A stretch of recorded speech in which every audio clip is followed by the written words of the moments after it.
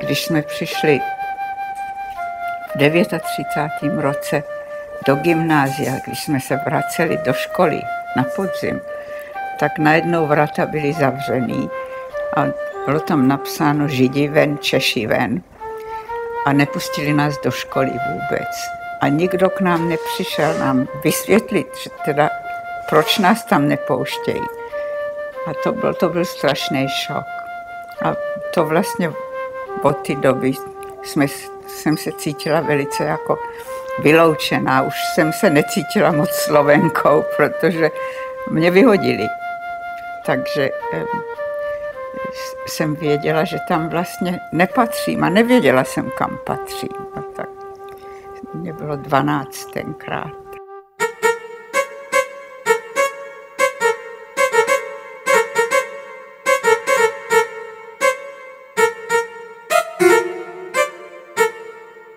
Židov na Slovensku bolo pred Mníchovom, respektíve pred viedenskou arbitrážou, ktoré bolo takým slovenským Mníchovom, cez 130 000 ľudí.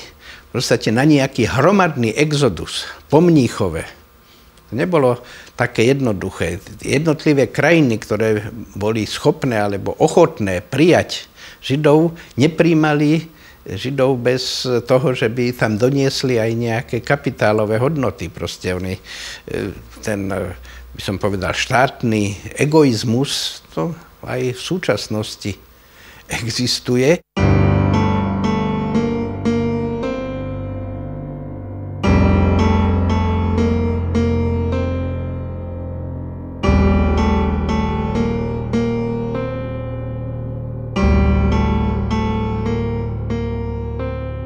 Uvažovali jsme o tom, že odejdeme, ale můj tatínek vůbec nechtěl věřit, že se tam něco bude tak strašného dít. A já myslím, že moji rodiče měli strach z toho odejít. No ja si myslím, že jednak to, že na Slovensku v porovnaní povedzme s Čechmi Židia boli chudobnejší, jednoduchší a pobožnejší. Čiže oni sa viacej spoliehali na to, že nemajú tie majetky, Boh ich ochráni a so obyvateľstvom nežijú tak zle. Prečo nešli? Tie medzinárodné židovské organizácie v tom čase podporovali už o mnoho viac tých židovských občanov, kde bolo o mnoho horšie v tom 38. 39. Po kryštálovej noci v Nemecku a v Rakúsku. V Poľsku boli o mnoho väčšie protižidovské nálady. Ešte pred obsadením Poľska nacistami. A Československo v tom čase, alebo Slovensko aj v tom 39. roku ešte neboli na tej najvyššej priečke toho nebezpečia pre židovských obyvateľov. A hlavně rodiče si nedovedli představit, zvlášť tatínek, že by teda na tom Slovensku to došlo k tomu, aby ho nepovažovali za jednoho z nich. Teď ta rodina tam žila, myslím, 200 let, nebo já nevím, strašně dlouho, tak oni se cítili velice slovenský.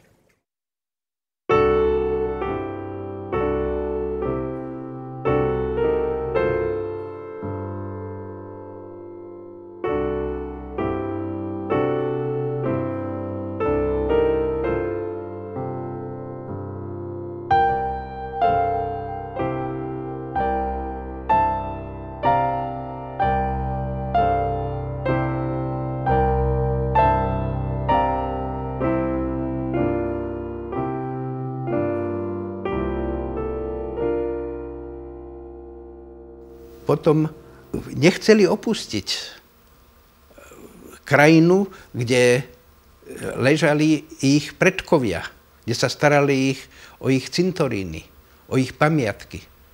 Báli sa toho neznámeho vonku, čo je úplne pravidelné, lebo aj keď hovoríme o tých predchádzajúcich obdobiach akokoľvek kriticky, ale to, čo sa stalo v 20. storočí, a nie len so Židmi, aj s inými národmi, alebo aj či už tu, alebo v Afrike, alebo v nedalekej bývalej Juhoslávii, to bolo volačo dovtedy nepredstaviteľné, že sa vraždia len preto, že sú zlého pôvodu.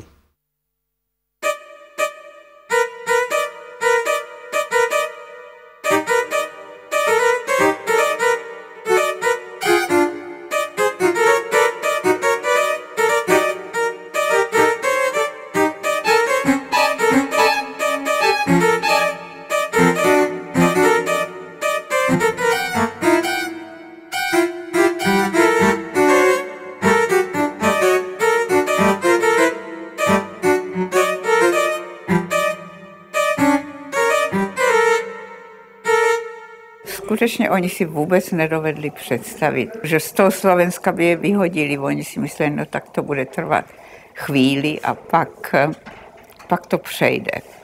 No a taky nebylo kam jít vlastně, protože